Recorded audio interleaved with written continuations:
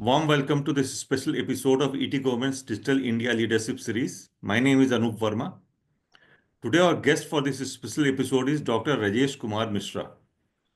He is the Managing Director at National Informatics Centre Services Inc, which is a Section 8 company under NICSI, Ministry of Electronics and IT. Since its establishment in 1995, NICSI has been providing and procuring IT solutions for various e-governance projects undertaken by NIC, METI, and other government departments and public sector enterprises. The topic of today's conversation with Dr. Rajesh Kumar Mishra is the work that NICSI is doing in the areas of e-governance and in transparent procurement of IT services and products. Welcome, Dr. Mishra. Thank you. Thank you, sir, for being with us. So I'll begin by asking you, what is the role that NICSI is playing in the Government of India's Digital India program? So as you mentioned during your initial brief about NICSI, NICSI was established on 29th of August 1995. Yes. The objective of NICSI was to help government into implementation of information and communication technologies to ultimately result into the socio-economic development of the country. With this objective, NICSI started its operations, and the initial journey was about procurement of hardware, software, the basic business of NICSI.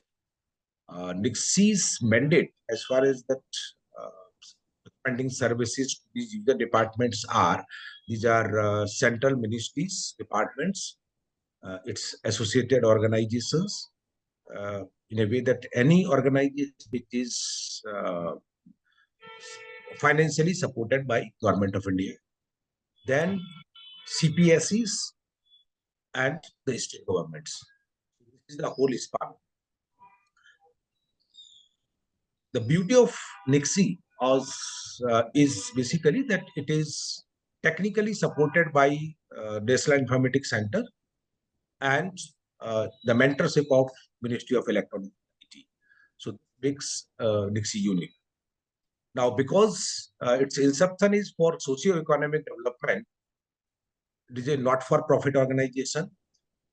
We call it as surplus, whatever we earn for our own administrative expenses. We call it as administrative charges. And these administrative charges, which are surplus after our administration, is reinvested into ICT infrastructure for Government of India, which includes establishment of data centers, which includes establishment of networks, which includes assisting NIC offices in different mode, which is by augmenting those human resources, as well as incorporation of this NICSI. There has been various phases, and there was a significant increase into its span in its two businesses.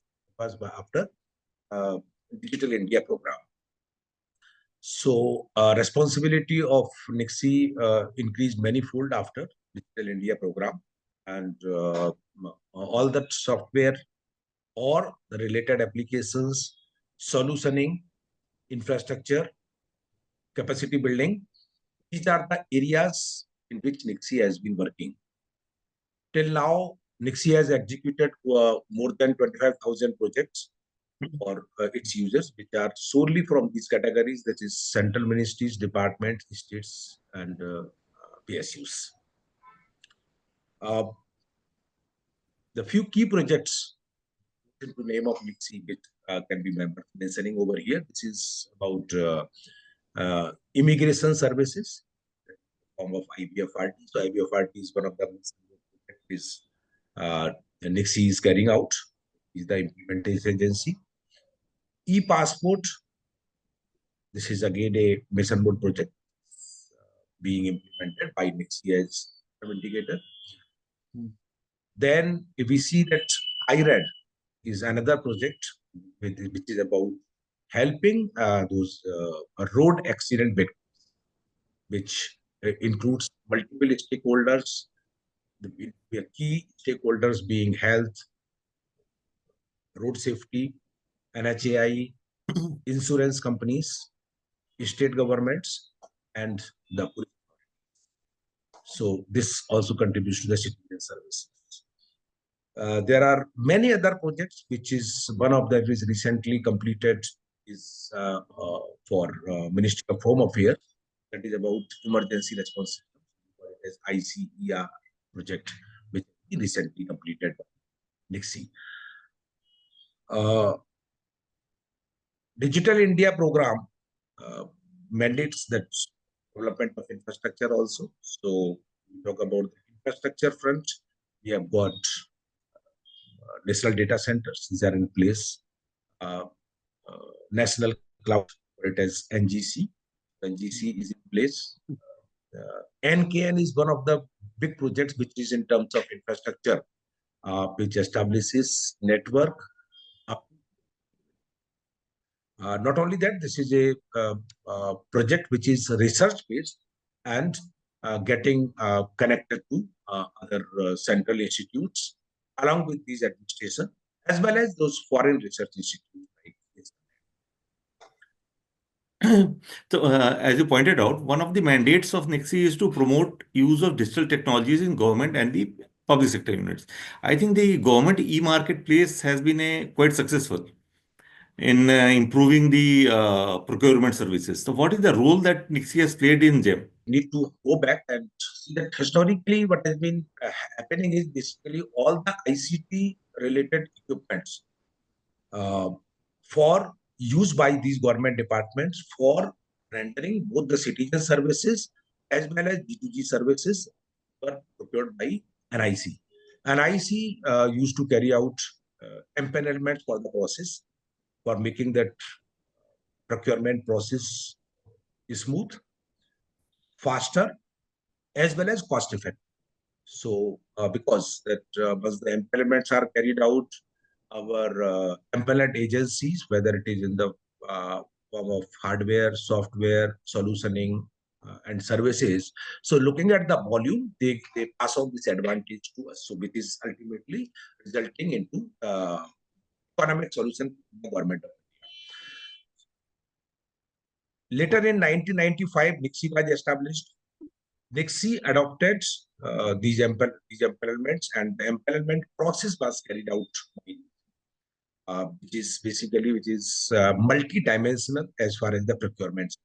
Why I said it's multi-dimensional in the area of ICT.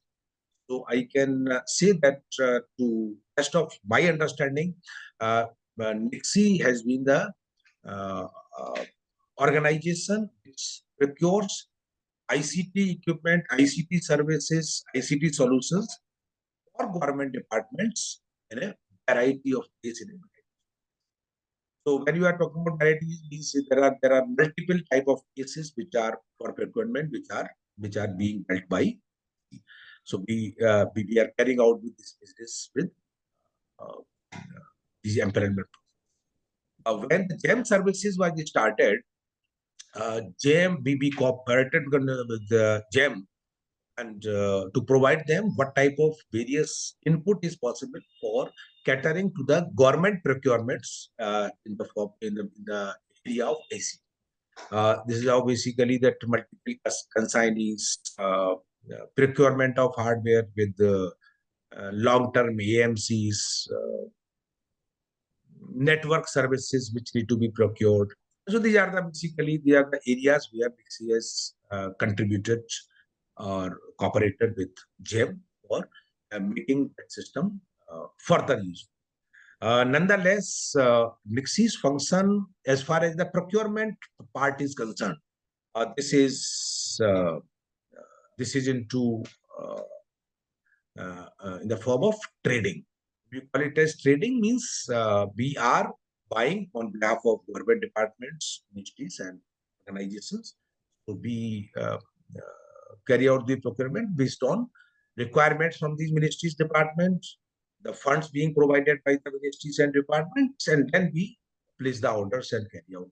This is how the business of NICSI is little complicated as unlike regular procurements.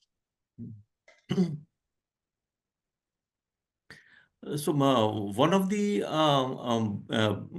most transformative initiatives that the government of India is taking is the e-office. This is supposed to bring transparency, efficiency to all the government departments.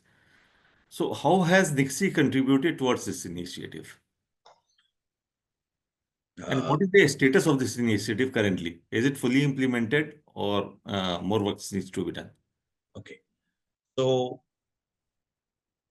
vision of e-office is to achieve fight, responsive, effective, and transparent working for all government departments. So that file movement becomes transparent, as well as this movement, every movement is recorded into the system. This e-office system that got a boost during the COVID period when officers were working from the office or working from home or working in transit. So basically, this is the we call it as work from anywhere service. This is WAW. WAW sort of service was used in terms of e-office. Uh, as of now, it has been implemented in most of the central ministries and departments,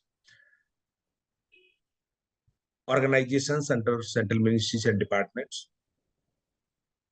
E-office has penetrated into the state governments too. E-office has been penetrated into the state government level in most of the states, and then states have started its rollout up to the block level. So, depending on the availability of the connectivity, the e-office has been implemented on these. Okay. What NICSI places basically that NICSI utilizes NIC data centers. NICSI utilizes data center created by NICSI,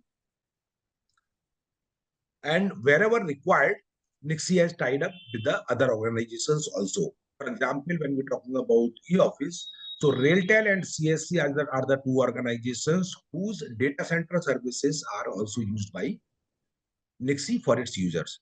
They are quite open that e-office can be implemented using an IC infrastructure data centers, and wherever required, wherever this limitation is there, Railtel, we have got tie-up with the Railtel, we have got a tie-up with the CSC. Nonetheless, uh, e-office is flexible enough to be used by any, which can be hosted in any of the data center service providers, and as mandated by government of India, in that case we go for CSPs, Ampere and CSP. So this implementation of e-office has got the highest penetration during the COVID period, and which is being accepted by all the departments. The country is now waiting for the rules to be framed under the DPDP Act. What kind of role can NICSI play in the effective implementation of this act? I think one area would be capacity development, training the various government departments how to comply with it, what kind of tools or software or hardware has to be required, organized. Very interesting question. DPDP has been enacted in the country. This has been earlier implemented in European countries. Uh, rules and guidelines for DPDP are under processing, and we are expecting. If we look at the purpose of uh, DPDP, why it has been enacted, and what is the expectation from the government departments or the industry for the purpose of personal information. This is basically, which is the purpose. Purpose is to regulate the processing of digital personal data, and respect for the individual's rights on its own data. Next, if we see to basically, it is the principle is to provide right of access of the personal data for specific purposes. Third is basically to lay down the procedures to process the personal data in a lawful manner. when we talk about these, this result into classification of data into three parts, that is personal data, digital data, and accordingly it is defined whether what is the applicability of the DPDP Act to these. Now, given the purpose, but what we can do is, for understanding, basically we can divide it into various parts. This is primarily three, that is consulting, technology intervention, and the audit. So broadly we can define it into the three parts. When we talk about consulting, what we need to work out is basically to determine the applicability, build an inventory of the databases, setting up the consent mechanism where the citizen can give the consent for use of its personal information for the specific purposes. It can be in a time-bound manner also. Say, for example, if you are giving consent for sharing your personal information for, let us say, for the purpose of issuance of, say, for example, passport. What can be done is that you can provide this in consent only for that purpose, and then in future you can even withdraw this consent. Means that consent management mechanism has to be put in place. Then enabling data principal rights, and then finally implementing the technical measures which can be carried out. Now, when we are talking about consulting, how we plan to support our user departments, that is basically applicability, then gap assessment. So the existing databases which exist, what are the shortcomings or what are the limitations of the existing data structure which need to be protected. Then the contractual agreements, the design framework, and the roadmap. When we talk about roadmap, it is further how that technology intervention can be carried out. What should be the timeline? Now, when we talk about that technology intervention, consent management is also part of the technology intervention. Technology intervention, role implementation of various technologies. For policy management, again, you need technology intervention. And the last point is storage of the identified information. So applicability on the existing data elements, defining the policies, and then securely storing in the database, and which can be done in the form of data vault.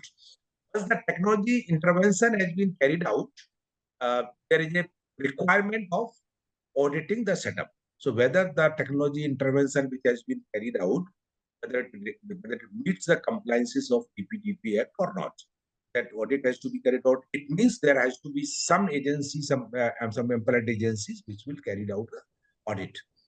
There will be, over a period of time, as we know that software is normally something which is ever growing in terms of functionalities, in terms of security requirement, because cyber security is also is the underneath thing which we are talking about for emergence of this DPDP Act. So it means that audit has to be carried out on a regular basis with a defined interval.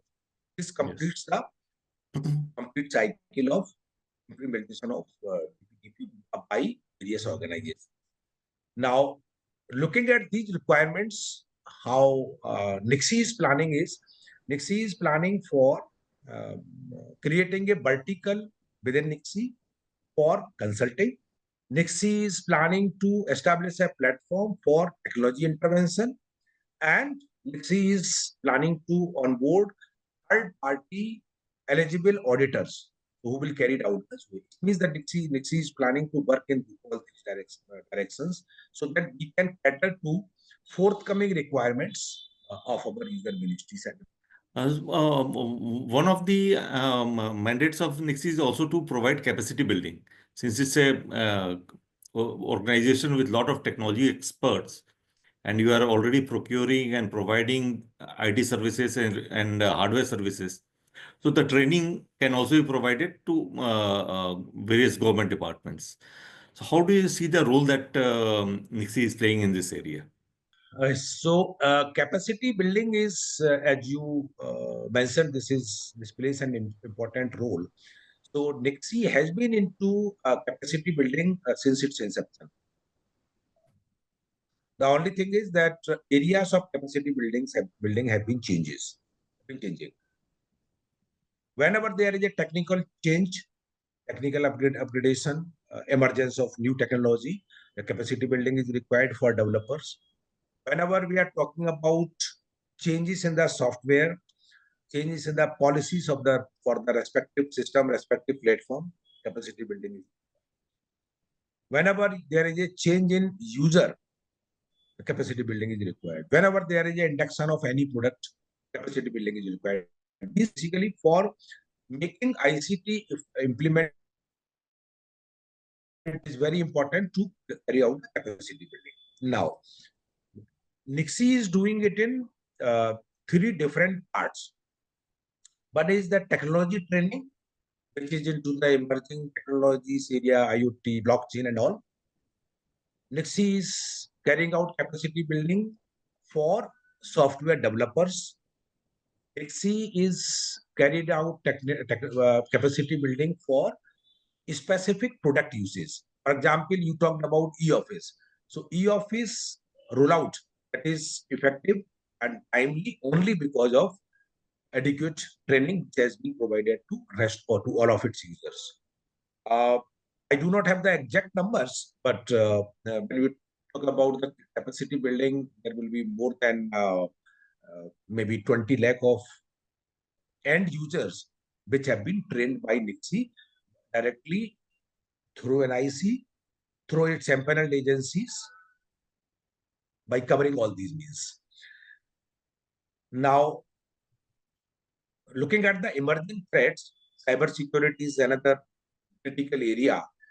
So, in the of cybersecurity, also you need subject matter experts. You need to train your users. You need to train your end users for the perspective of how the data can be protected, whether it is personal information or otherwise. How these forensics can be done. So this is another area, another domain of cyber security where again the capacity building is required. So NICSI is equipping itself for capacity building in these areas. As of now, NICSI is carrying out the capacity building for the end user, but in the process of capacity building by subject matter experts, forensics, audit, cyber security audit. NICSI has been carrying out long now. All these applications, certain employment agencies are onboarded by NICSI, so those should be carried. In 1995, when NICSI was founded, the computer revolution was in its infancy compared to what we see today. And now we are moving towards a new phase.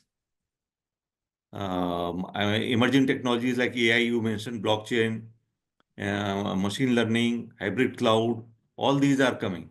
So NICSI itself would have to upgrade its skills to, incorporate these technologies. How are you dealing with these technological changes that are happening at a very rapid pace? Right. If we see that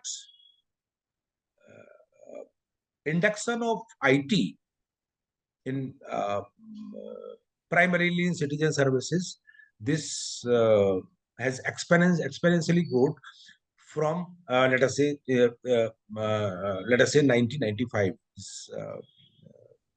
foundation of NICSI. So how I can divide is basically that first change was on enactment of IT Act that was in 2022. Requirements changed, legal positions changed, data became eligible for decision making. Earlier, we see that when you're talking about 1995 or let us say pre-2000, this was typically MIS systems which were being used by the government. So dependency increased from a MIS system to a decision-making system. So that was one shift. Then came enactment of Aadhaar Act. Then came Digital India program. And now we are talking about the DPDP. So these are the four milestones which I feel that, I mean, these are the major jumps which are happened. Now, if you look at citizens ask, so as a citizen, you and me, that our requirements or our appetite or our expectation from the government has increased. Today, you are talking about anywhere service, you are talking about faceless services, you are talking about contactless services. So all these have resulted into the increased ask in the ICT services. Now, because NICSI's user is only the government departments, it means the citizen services are being assisted by NICSI. Now, because these demands are increasing both in horizontally and vertically, both in terms of volume as well as in terms of functionalities.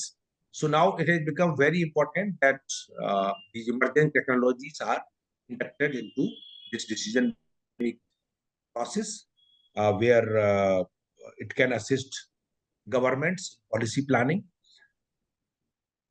It can assist government into planning of schemes, budgeting.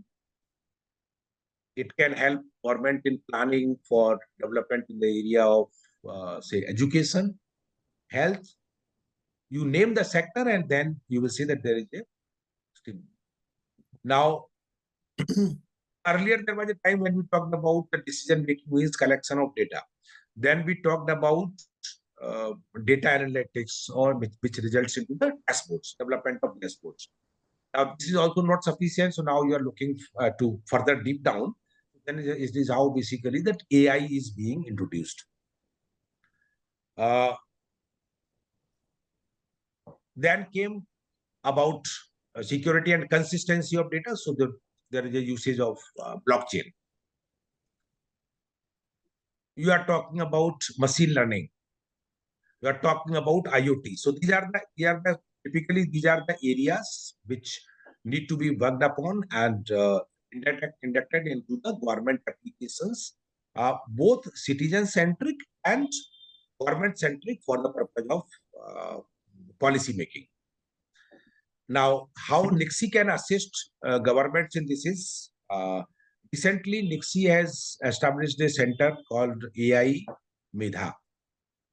Okay. Now, this center is for induction of AI into the government applications, whether it is driven by NIC or driven by third parties. So this is basically the objective is to AI enable government applications to result into the efficient and more value added services to the citizen and help government in planning, policy planning and all. Similarly, when you are talking about the blockchain, NICSI is partnering with the Center of Excellence for the Blockchain, established by NICSI in Bangalore. So we are carrying out various projects for Government of India as well as the state governments for implementation of blockchain into these systems. So these are the areas where NICSI has started working as per the requirements of the government departments towards citizen basis. Now, you talked about the Medha project that NICSI is involved in. So now AI is transforming at a very fast pace, and it is also leading to certain cybersecurity risks. So are you analyzing all these areas of AI, how it can impact and have a positive as well as a negative impact? When we are talking about implementation of AI, so this AI Medha will be a platform which will extend. So what can be done is that data can be stored at NIC data center, NICSI data center, MATI empaneled CSPs or in-house data center of user department. So this is the one area, I mean, where you are talking about GPU-based data center. This is on infrastructure front. We are already equipped with these infrastructure, that is GPU-based data center for POCs for basically various applications of government. Judiciary is one of the area where AI has been implemented and on cases. Another component is development of that software platform, which includes your LLMs. So LLMs development, NICSI is planning that basically this will be based on the open source. Open source LLM shall be customized to suit the requirements of individual services. You asked about what could be the positive or the negative aspects of implementation of AI. So, but I personally feel is that implementation of AI should be selective, well considered, and it should be used on the need basis. So it means that we need to identify the services, we need to identify the applications where there is a scope for implementation and which will result for improving the citizen services, which will result into the policy making and decision making by the government. So it has to be in a very controlled environment and considered selective process for AI implementation. Okay. In the last 3 decades, NICSI has made significant contributions to the government's IT sector, IT ecosystem. You have executed about 25,000 projects, and in the financial year 2024, I think the turnover of NICSI was around 2,400 crore, close to that. So now the government of India has the vision of moving towards Viksit Bharat by 2047. So what further contributions can NICSI make in the times to come to help in the achievement of this vision? I can say very thin organization in terms of its objective of minimum government, maximum government. Whenever you are talking about services, products, capacity building, infrastructure, so NICSI has been partnering with various industries for extending these services. So what we are doing is we are into partnership, and in the area of infrastructure, we have already partnered with Geo Private Limited for data center cloud services. We have partnered with Yota for again for data center services. We have partnered with various OEMs of hardware as well as software for providing these services. When we talked about AI Medha, so again that is being done with the in partnership with the industry, because subject matter experts will be hired to develop. When we talked about plan of NICSI for establishment of cyber security platform, we call it as SOC tools as service. This is again in coordination with the industry. We are working with other MATI organizations, with CDEC. We are working with industry representatives like DSCI, NASCOM and all, where their contribution have been, they are consulted, they are being on that. Now, as a future plan, NICSI is thinking of development of software in partnership with industry in such a base that IPRs are retained within the country. So it will be sort of further intensifying make in India software. So this is where I see that there is a lot of potential which can be exploited, which can be used for development of the nation. This will result into contributing towards development of economy, because once you are holding the IPR within the country, so I mean, our economy will get a support from this. Will be contributing on that. This will result into development of job opportunities for the youngsters. This will result into our self-reliance for securing the data and securing the infrastructure. When we are talking about the software, these softwares are our own, developed in India, with IPR in India, hosted in India. So means that will contribute towards the cyber security, and that will help in a way for implementation of DPD at the ground level. Okay. Our partnership with in the area of these cloud services, that is again one of the example on how this helps into ensuring that data is localized within the government infrastructure. Services are localized within the government infrastructure, ultimately resulting into the security of data and when you're talking about the efficiency of data. NICSI is always planning to work towards sovereign data centers, sovereign cloud, which maybe in the future this is materialized. This will be in the form of establishment of clouds, or you call it as database. This will result.